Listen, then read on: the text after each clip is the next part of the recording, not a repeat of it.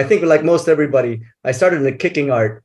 I started in a one technique, crane technique. I don't know if you know it, where you put your hands to the side, stand on one leg, and kind of kick. And I worked on that for a long time. It's I think it was from originally from Miyagi-Do, from way back in the Karate Kid days. That's for all those that don't know, that was just a Karate Kid reference.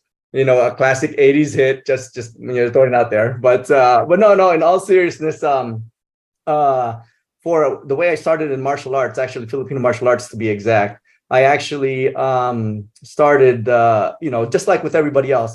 I'm familiar with Arnis, or as people call it, Arnis, that it's the stick, the association with the stick.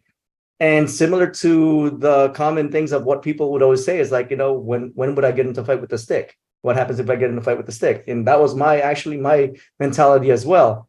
But in my actually like early mid 20s, a friend of mine invited me to a Filipino martial arts class, and I kind of, I've been kind of meaning to do it. So I actually started late in my life, and to get into it.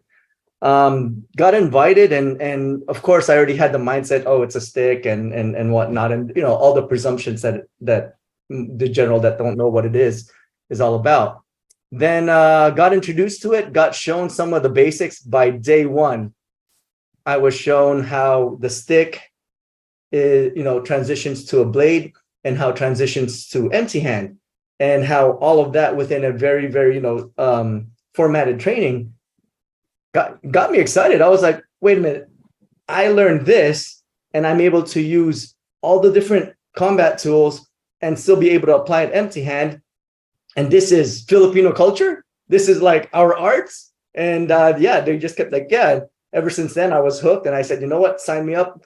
I'm doing Arnis now, and really that mindset of assumption that saying, hey, you know what, this is just a stick. Yeah, it totally went out the window. It was so much more, so much more.